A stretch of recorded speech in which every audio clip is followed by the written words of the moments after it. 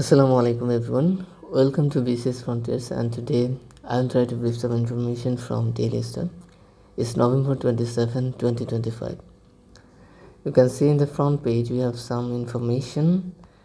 Dhaka, world's second most populous city with 3.6 crore people, says United Nations report.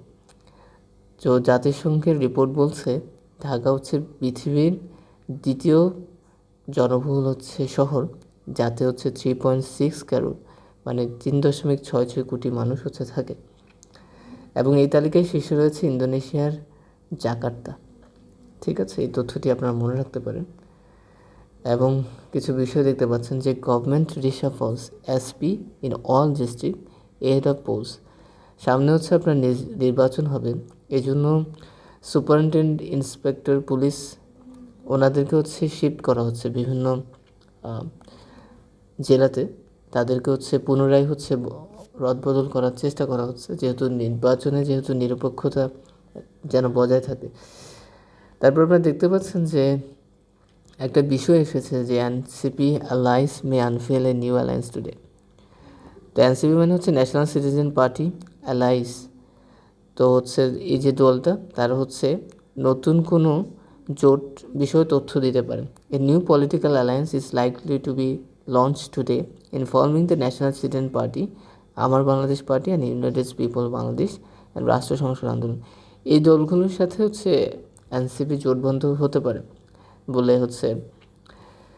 Report এসেছে। তারপর আপনারা দেখতে পাচ্ছেন যে পোস্ট স্ট্র্যাটেজি রেফারেন্ডাম মানে গণভোট, not on BNP's mind. Bangladesh national পার্টির মাথায় এই বিষয়টা নেই। তারা কিছু বিষয়ে আশঙ্কা প্রকাশ করেছে যে BNP standing committee member Salahuddin Ahmed বলছে যে is it right to impose such a questions on the people.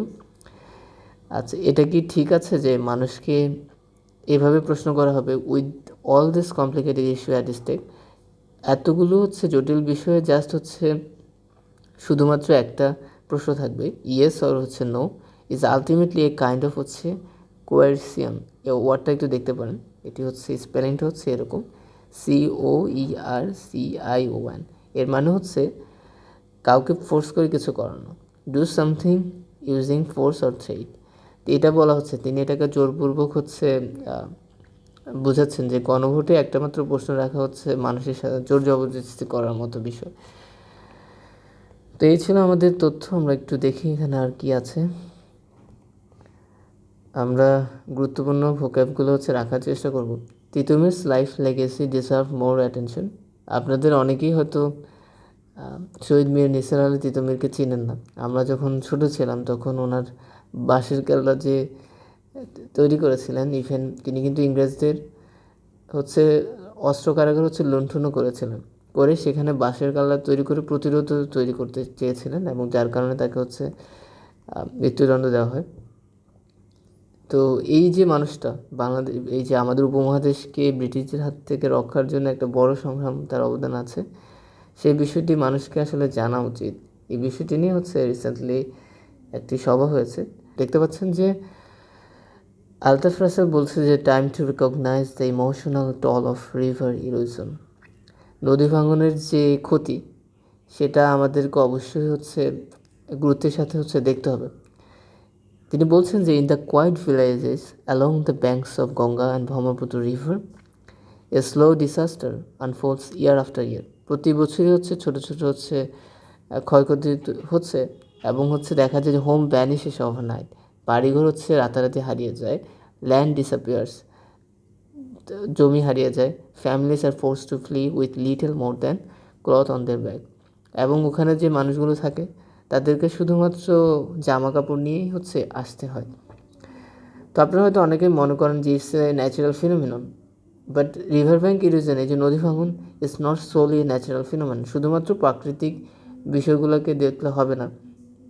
There are other issue like anthropogenic activities, particular indiscriminate sand extraction. নদী থেকে যে বালু উত্তোলন, যেটা আপনার অস্বাভাবিক হারে, এই বালু উত্তোলন আপনার নদী ভাঙনটাকে অ্যাসিলারেট করে। অ্যাসিলারেট মানে বৃদ্ধি করা। তো this practices often driven by short term economic interest, এবং এগুলো আমাদের অর্থনৈতিক কিছু ছোট ছোট বিষয়ের জন্য হচ্ছে এই বিষয়গুলো হচ্ছে করা হয়। অ্যান্ড যেটা হচ্ছে ডিস্টাবিলাইজ হচ্ছে রিভার ব্যাঙ্ক, এবং নদীর যে পাড়গুলো আছে সেটাকে ডিস্টাবিলাইজ করে দেয়। এবং হচ্ছে ভালনারেবিলিটি মানে হচ্ছে এটা প্রোন, মানে হচ্ছে এই জায়গাটা হচ্ছে আপনার সহজে হচ্ছে নদীর কবলে পড়তে পারে, এবং এর শিকার হয় কিন্তু নিয়ারবাই হচ্ছে কমিউনিটিস। এটাই বলছে যে এটা শুধুমাত্র হচ্ছে একটা ন্যাচারাল ফেনোমেনন না, এখানে আমাদের কিছু দুর্বলতা আছে। আমরা যে নদী থেকে অনিয়মিত যে হচ্ছে আপনার বালু উত্তোলন করে থাকি, এটা একটা বড় প্রভাব আছে, যার কারণে কিন্তু মানুষজন, এখানের যে মানুষজন আর থাকে তারা হচ্ছে প্রভাবিত হয়। So Bangladesh can not afford to overlook the people who live by its rivers, মানে হচ্ছে বাংলাদেশ হচ্ছে এই যে মানুষজন এত কষ্ট পাচ্ছে এই বিষয়টাকে আসলে ওভারলুক করার সুযোগ নেই। And they are the backbone of the recovery economy. এই মানুষগুলো কিন্তু আবার হচ্ছে নদীর যে থেকে যে মাছ আসে, তারপর নদীর যে ইকোনমি, সেটা কিন্তু তাদের বড় ধরনের গুরুত্ব আছে। সো দ্য গভর্নমেন্ট মাস্ট, মানে অবশ্যই অ্যাক্ট ডিসিসিভলি, এমন কিছু পদক্ষেপ নিতে হবে যেগুলোর ফলপ্রসূ কিছু পদক্ষেপ নিতে হবে। Intricate mental health into disaster response, expand targeted social safety nets, এবং তাদের হচ্ছে নিরাপত্তাও হচ্ছে নিশ্চিতে কাজ করতে হবে। তো এই নদী ভাঙনের সাইকোলজিক্যাল কিছু বিষয়ও আছে যেগুলো সেখানে যারা থাকে তারা কিন্তু প্রপার হচ্ছে এডুকেশনও পায় না। তো এডুকেশনটাও হচ্ছে নিশ্চিত করতে হবে। এডুকেশন ইজ দ্য কি, families that educate their children adapt for better to crisis, এবং হচ্ছে যারা হচ্ছে যেসব পরিবার হচ্ছে তাদের সন্তানদেরকে শিক্ষা দেয়, দেখা যায় যে তারা বিভিন্ন সংকটের সময় অনেক ভালোভাবেই হচ্ছে নিজেদেরকে ধরে রাখতে পারে। তারপরে দেখতে পাচ্ছেন যে পয়জন অন দ্য প্লেট, এই বিষয়টা হচ্ছে কেমিক্যাল পেস্টিসাইডের যে ব্যবহার সেটা বেড়ে যাচ্ছে। At present the steady rise in pesticide stopping 40,000 tons last year suggest that the chemicals lobby is winning, মানে প্রচুর পরিমাণে মানুষ হচ্ছে জমিতে কেমিক্যাল ব্যবহার করছে। And the government must therefore decides whose side it is on, and a face ban on the worst offenders is long overdue. এবং হচ্ছে যে এই যে অতিরিক্ত যে আপনার কেমিক্যাল ব্যবহারের যে বিষয়টা, এটাকে কিন্তু ব্যান করা উচিত। While the country has made an admirable strides in the feeding its population. তো আমাদের জনসংখ্যা কিন্তু অনেক বেড়েছে, বাট তারপরেও বলা যায় যে বাজারে পর্যাপ্ত খাবার আছে এবং মানুষ হচ্ছে খাবার পাচ্ছে। কিছুটা হলেও দেখা যায় যদি আপনার কাছে টাকা থাকে আপনি কিন্তু খাবারের সংগ্রহ করতে পারছেন।